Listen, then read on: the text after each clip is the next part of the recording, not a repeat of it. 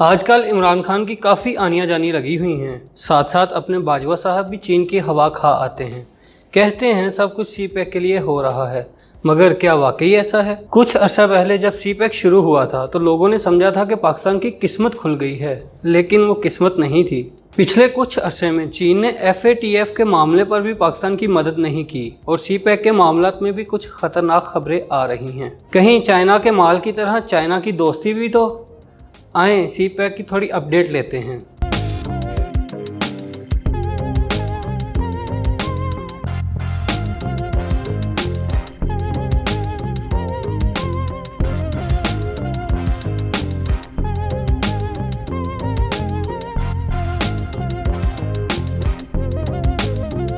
हिमालय से ऊंची और शहद से मीठी दोस्ती है पाकिस्तान और चाइना की, ऐसा कहना है। लेकिन क्यों? ना हमारा कल्चर मिलता है, ना मौसम, ना मजहब, ना ही जुबान।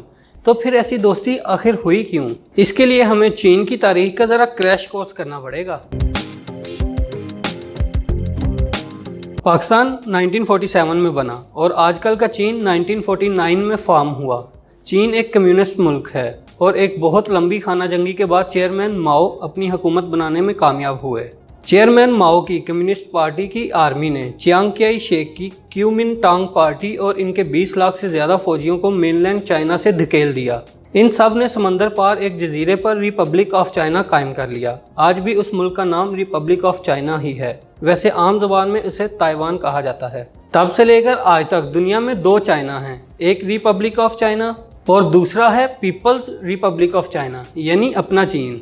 अच्छा, एक मज़े की बात बताता चलूँ, ऑफिशियली ये जंग अभी तक चल रही है क्योंकि दोनों मुल्कों में जंगबंदी का कोई मुआहदा नहीं हुआ, बस दोनों ने लड़ना बंद किया हुआ है। आज तक चीन ताइवान के मामले में बहुत जज्बाती है और अगर कोई भी मुल्क ताइवान से दोस्ती करता है तो चीन उसका बिल्कुल अच्छा दोस्त नहीं बनता। चीन कहता है कि हम जल्द ही ताइवान को भी पीपल्स रिपब्लिक चाइना का हिस्सा बनाएंगे और ताइवान कहता है कि हम जल्द ही कम्युनिस्ट पार्टी से चाइना को छीन लेंगे। खैर, अब अपने टॉपिक पर वापस आते हैं। 1950s में पाकिस्तान ने रिपब्लिक ऑफ चाइना यानी ताइवान से डिप्लोमेटिक रिलेशन ख़त्म कर लिए और पीपल्स रिपब्लिक को असल चाइना मान लिया। पाकिस्तान ऐसा करने वाले पहले मुल्कों में से एक था और यहाँ से दोस्ती शुरू हुई। 1960s में दोनों मुल्कों की आर्मीज़ ने कोलैबोरेट करना शुरू कर दिया। 1970s में दोनों मुल्कों ने स्ट्रेटेजिक अलायंस भी बना लिया और बड़े पैमाने पर तजारत भी शुरू कर दी। ये तो थी हल्की सी तारीख। अब देखते हैं कि दोस्ती की असल वजह क्या बनी। हुआ कुछ यूँ कि जब पाकिस्तान और चीन बने तब से ही दोनों को एक दूसरे की ज़रूरत पेश आने लगी। तब भारत सोवियत रशिया का बहुत अच्छा दोस्त था और पाकिस्तान किसी कम्युनिस्ट मुल्क से दोस्ती करना चाहता था। दूसरी तरफ चाइना को वेस्टर्न वर्ल्ड से दोस्ती करने के लिए कोई ब्रिज चाहिए था जो पाकिस्तान बन सकता था और बना भी। तब पाकिस्तान अमेरिका का सबसे अच्छा दोस्त था। हमारे प्रेसिडेंट का अमेरिका में ऐसे इस्तकबाल हुआ जैसे इनके दामाद जी आए हों। पाकिस्तान ने कोशिश करके अमेरिकी सदर निक्सन का चाइना में विजिट करवाया, जिसके बाद चाइना की असल तरक्की शुरू हुई क्योंकि बाहरी दुनिया से चाइना के ताल्लुकात ठीक हो गए। असल में इस विजिट की कहानी भी ये है कि चाइना UN की सिक्योरिटी काउंसिल का मेंबर भी था 1945 से। चीन उन 5 ममालिक में से था जिन्होंने वर्ल्ड वार 2 में फतह हासिल की थी। चीन ने जापान को हराया था, लेकिन 1949 तक 2 चीन बन चुके थे। तब चीन की मेंबरशिप ताइवान को मुंतकिल हो गई और दूसरी तरफ पीपल्स रिपब्लिक ऑफ चाइना को कोई नहीं मानता था। तब पाकिस्तान सिर्फ यही जोर लगाता रहा कि ताइवान की मेंबरशिप लेकर पीपल्स रिपब्लिक चाइना को दी जाए, क्योंकि पाकिस्तान कहता था कि अब असल चीन ये वाला चीन है जिसके हम दोस्त हैं। और आखिर 15 नवंबर 1971 को ये हो ही गया। पीछे पीछे पाकिस्तान ने अमेरिकी सदर का टूर भी करवा दिया और सारी दुनिया को पता चल गया कि अब असल China People's Republic of China है और इसी से बनाकर रखनी है। दूसरी तरफ चीन ने भी पाकिस्तान का हर मुश्किल में पूरा साथ दिया है। भारत के साथ जंगों के वक्त चीन पाकिस्तान का साथ देता था, बल्कि चीन ने तो पाकिस्तान से कहा था कि मिलकर भारत पर हमला करते हैं, लेकिन उसकी बात थोड़ी देर बाद करता हूँ। कभी जलजला या कोई दूसरी आफत आ जाए तो चीन पहला मुल्क होता है जो मदद करने पहुँचता है और चीन के मगरबी हिस्सों में अगर कोई जलजला आ जाए तो पाकिस्तानी आर्मी मदद करने में सबसे पहले वहां पहुंचती है। 1971 में जब पाकिस्तान टूटा तो चीन ने पाकिस्तान पर चढ़ा हुआ कर्जा माफ कर दिया। 1989 में बीजिंग के तियाननमेन स्क्वायर पर जमहूरियत पसंद लोग हुकूमत के खिलाफ एहतजाज कर रहे थे, जिन पर चीन की आर्मी टैंक लेकर चढ़ दौड़ी। सैकड़ों हलाक हो गए। उस वक्त दुनिया में सिर्फ पाकिस्तान था जो चीन के साथ खड़ा था। उस वक्त जब दोनों मुल्क अभी बने ही थे तब ही वो समझ गए कि दोनों का मुस्तकबिल एक ही है। पाकिस्तान को भारत और अफगानिस्तान से बेवफाई की बू आ रही थी और दूसरी तरफ चीन अपनी सख्त मिजाजी की वजह से दुनिया में ज़्यादा पसंद नहीं किया जाता था। दोनों मुल्कों को दोस्त चाहिए थे और ये दोनों मुल्क एक दूसरे की ज़रूरियत पूरी करते थे। पाकिस्तान और चीन में दोस्ती होनी ही थी, लेकिन कश्मीर वो वाहिद फैक्टर था जिसकी वजह से पाकिस्तान और चीन की दोस्ती पक्की हो गई। कश्मीर के इलाकों का पानी 3 मुल्कों में जाता है, पाकिस्तान, भारत और चीन। 1947 से 1948 के दरमियान पाकिस्तान ने बहुत से कश्मीर पर कंट्रोल तो हासिल कर लिया, लेकिन अब भी भारत इस पोजीशन में था कि पाकिस्तान आने वाले दरियाओं का पानी रोक सके। जहां पाकिस्तान अपने पानियों पर कंट्रोल हासिल करना चाहता था, वहीं चीन भी चाहता था कि जो ग्लेशियर चीन को पानी देते हैं इन पर चीन का कंट्रोल हो। चीन ने डिप्लोमेटिक तरीके से कोशिश की, इंडिया ने कहा चल दौड़। नतीजे में 1962 की इंडो चाइना वार हुई और चाइना ने कश्मीर में अक्साई चीन के इलाके पर कब्जा कर लिया। उस वक्त पाकिस्तान के पास भी कुछ इलाके मौजूद थे जिनका पानी चीन को जाता था। जब चीन ने पाकिस्तान से बात की कि पाकिस्तान वो इलाके चीन को दे दे जिनका पानी चीन को जाता है और बदले में वो इलाके ले ले जिनका पानी पाकिस्तान को जाता है, तो पाकिस्तान फ़ौरन मान गया। इसकी 2 वजहें थी। एक तो ये कि पाकिस्तान को बड़ा इलाका मिल रहा था और दूसरा ये कि पाकिस्तान ने चीन से ये बात मनवा ली कि चीन हमेशा कश्मीर के मामले में पाकिस्तान की हिमायत करेगा। चीन भी फ़ौरन मान गया और आज तक उसने कभी वादा खिलाफी नहीं की। 1961 में पाकिस्तान और चीन के दरमियान नक्शों की हदूद सेट करने के लिए मुज़ाकरात हुए और 1963 में माहदा हो गया। पाकिस्तान ने बहुत सा इलाका चीन को दे दिया और बदले में चीन ने अपने पास बहुत सा इलाका पाकिस्तान को दे दिया, जो आज गिलगित बल्तिस्तान का हिस्सा है। यहाँ पर एक मज़े की बात यह है कि जब चीन अक्साई चीन पर हमला करने वाला था तो चीन ने पाकिस्तान को कहा कि एक तरफ से आप भी हमला कर दें और श्रीनगर समेत कश्मीर की वादी पर कब्जा कर लें। लेकिन तब अमेरिका ने पाकिस्तान को कहा कि अगर आपने एक कम्युनिस्ट मुल्क चाइना से मिलकर एक जमहूरी मुल्क इंडिया पर हमला किया तो हम आपको अपना दुश्मन समझेंगे। साबिक CIA ऑफिसर ब्रूस रेडल ने अपनी किताब में उस वक्त की सारी कहानी लिखी है कि कैसे अमेरिका ने भारत को बचाया। अच्छा जी, अब हमने ये तो देख लिया कि पाकिस्तान और चाइना की दोस्ती शुरू कैसे हुई और फली फूली कैसे। अब आते हैं CPEC की तरफ। आगे बढ़ने से पहले हम जिक्र कर लेते हैं आज की वीडियो के स्पॉन्सर का, जो है MHB कंसल्टेंसी। अगर आपको चीन से मुतालिक किसी भी किस्म की सर्विस चाहिए, मसलन Chinese visa, Chinese language translation या फिर CPEC बिजनेस कंसल्टेंसी वगैरह, तो आप आज ही MHB कंसल्टेंसी से रब्ता करें। 大家好，我是来自于 MHB 咨询有限公司的。今天我想给大家谈一谈我们的公司。我们的公司提供的服务是商务签证、工作签证、学习签证以及我们的旅游签证。如果您需要任何的服务，请在第一时间联系到我们。谢谢大家。 जैसे पाकिस्तान के मगरबी इलाकों में ज़्यादा तरक्की नहीं हो सकी, वैसे ही चीन के मगरबी इलाके भी कुछ पीछे रह गए हैं। वजह भी पाकिस्तान वाली ही थी कि ज़्यादा आबादी मशरकी हिस्सों में थी तो तरक्की भी ज़्यादा मशरक में ही हुई। अगर स्पेस से ली गई रात के वक्त की फ़ोटो देखें तो पता चलता है कि चीन में सारी लाइट्स मशरकी हिस्से में जलती हैं, मगरबी इलाकों में तो अंधेरा है। चीन अब इन इलाकों को तरक्की देना चाहता है, बड़ी बड़ी फैक्ट्रियां लगाना चाहता है ताकि लोगों को रोज़गार मिल सके और लोगों की किस्मत खुल सके। लेकिन यहाँ पर एक और मसला पैदा होता है कि नई फैक्ट्रियां तो लगा दी जाएं, लेकिन इनका माल बेचेंगे कहाँ? इस मकसद के लिए चीन ने 1 बेल्ट 1 रोड का मंसूबा बनाया है, जिसके ज़रिए चीन से मुख्तलिफ रूट्स निकलेंगे और चाइनीज़ माल को सारी दुनिया तक पहुँचाएंगे। इन मार्केट्स में से सबसे ज़्यादा इंपॉर्टेंट मार्केट है अफ्रीका की, क्योंकि ये उभरती हुई मार्केट है। जो आज यहाँ जगह बना लेगा, ये मार्केट अगले 100 साल तक इसे बिजनेस देती रहेगी। और अफ्रीका तक पहुँचने का रास्ता है CPEC। चीन के मगरबी हिस्से में माल बनेगा, पाकिस्तान से होता हुआ अरब ममालिक और अफ्रीका तक बहुत तेज़ी से और सस्ते में पहुंच जाएगा।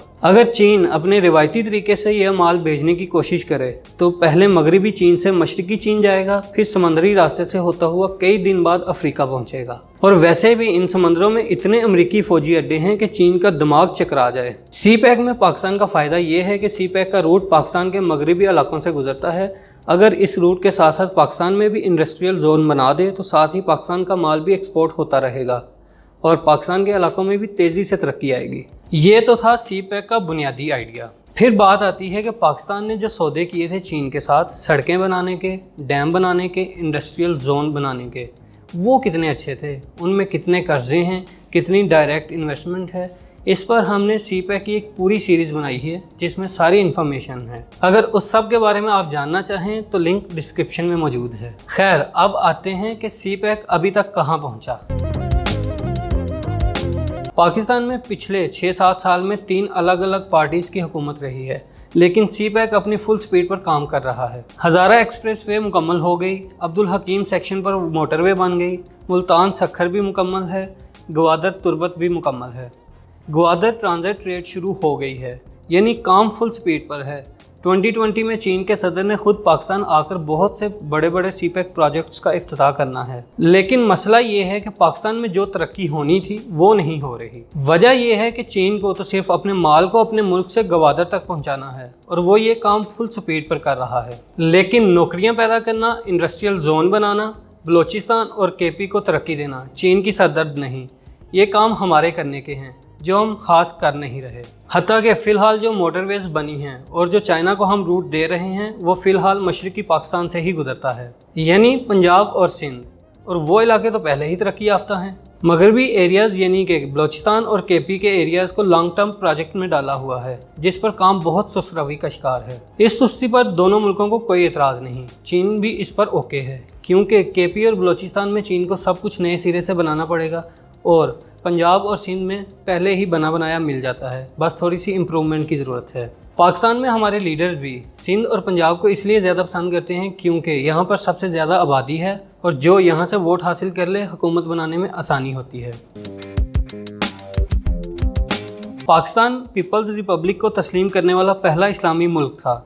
पाकिस्तान चीन के करीब होना चाहता था क्योंकि पाकिस्तान कम्युनिस्ट ब्लॉक में कोई दोस्त चाहता था। दूसरी तरफ चीन पाकिस्तान के नज़दीक हुआ क्योंकि चीन वेस्टर्न वर्ल्ड में अपने लिए दरवाजे खोलना चाहता था, अपना माल बेचना चाहता था। और दोनों मुल्क भारत से कश्मीर का तनाज़ा भी रखते हैं, यानी दोनों मुल्क एक दूसरे के काम आ सकते थे, इसलिए दोनों की दोस्ती भी हो गई। आज का CPEC भी कुछ ऐसा ही है, दोनों मुल्कों का फ़ायदा है, इसलिए दोनों मुल्क लगे हुए हैं। लेकिन फिर ये कैसी खबरें आने लगी। इस चीनी कंपनी ने रेत की बजाय पाकिस्तान की इस रेत से सोना निकाला और इस सोने को चीन भिजवाते रहे।